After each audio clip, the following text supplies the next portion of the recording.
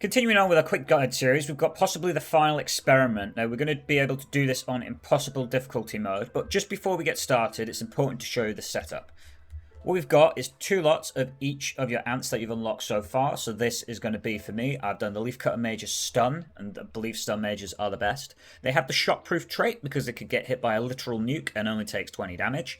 You've got Sharp because it reflects 30% of the damage back to the damaging creature. Then for Wood Ant Rapid Fire, I've got Corrosive and Crippling, as this sort of complements your Leafcutter Mages and additional Venom damage over time. Sort of changes things from like just physical damage if things are resistant to that.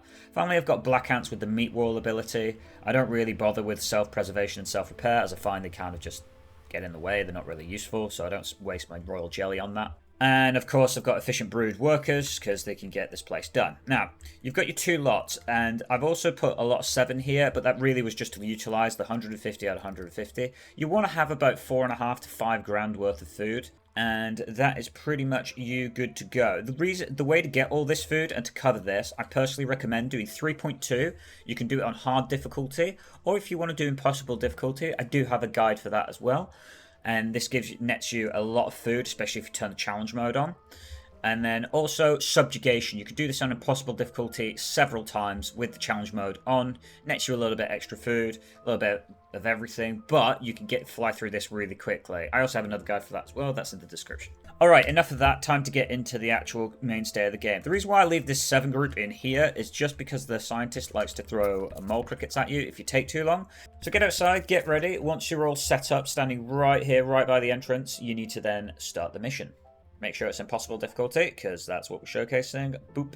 Okay, what you want to do immediately, as soon as he's placed the tube to connect the colonies, what you want to do is run yourself straight over here. Now, you don't really ever want to be placing your markers back inside your nest, hence why I've left this nice little defensive group in here, just for the mole crickets. You want to run yourself all the way down to this corner right here. Just run straight across, straight down. Make sure that your food is off all 3.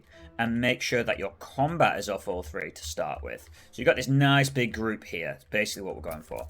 Then run down to this corner, like so. And we're essentially just kiting around all of this lot. These ants will gather outside, and things can get quite messy quite quickly. But also you'll bump into this finger of God bullshit that the scientist likes to do against you. And poke your ants. So what we're going to do is completely avoid that problem by running around this way. Running straight into the nest as quickly as you can. Look, there's a nice enemy group gathered up here. Now make sure that you only turn combat on when you get a nice big group inside. Like so. And let war commence. Just turn that on, let that go. You're going to run in. The enemy starts with 2,300 food, but you're going to be able to chew through that quite rapidly. Also, as enemies come into the nest, you're going to be killing them, and you're going to be killing them here.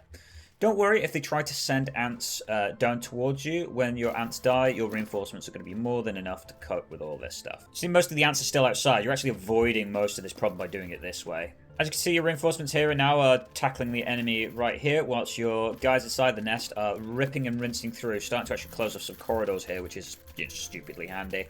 What you're going to do is going to damage the queen. It's going to trigger the Royal Guard ability, which is going to confuse all your ants inside the nest. Oh my goodness, massive game lag here, as everything spawns in all at once. So just leave your ants inside to tackle the enemies. You will get some enemies trying to run out here. Your reinforcements should be trickling in. But don't worry if some enemies come outside. You should be able to beat them back quite nicely.